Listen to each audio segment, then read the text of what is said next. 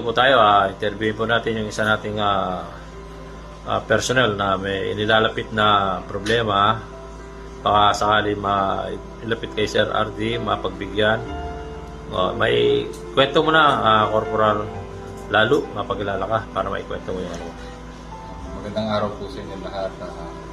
Ako po si Police Corporal Elwin Lalo. Assign po dito sa Bataan Police Provincial Office. Kasalukuyan po na as a radio operator po dito sa Pitacone. Ngayon po ay dumugulog po ako sa aking sitwasyon regarding po sa aking pamilya. Kasalukuyan pong nagbubuntis ang aking asawa. Kaya lang po, meron pong problema sa kanyang pagbubuntis. Kasabay po ng pagdadala ng tao niya, meron po siyang bukol o cervical polyps. Kung saan yung cervical polyps po yun ay merong ugat na kapag lumalaki na po yung bata sa sinapupunan, lumalaki din po yung bukol.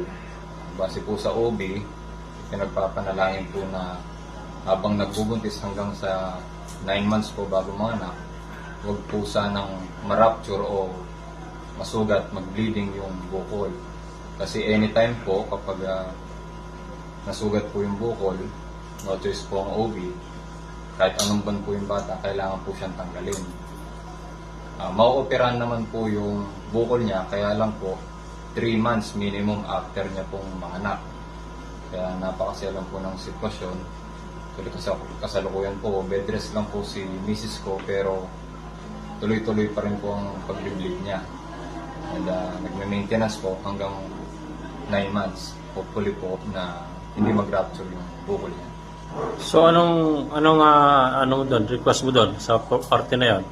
So wala ka bang kasama na mag-aalaga sa asawa mo doon? Wala magulang, wala yung kasama doon sa bahay para mag-alaga? Ang sitwasyon po kasi ng mag-ina ko, dalawa lang po sila ng 4 years old kong anak sa bahay.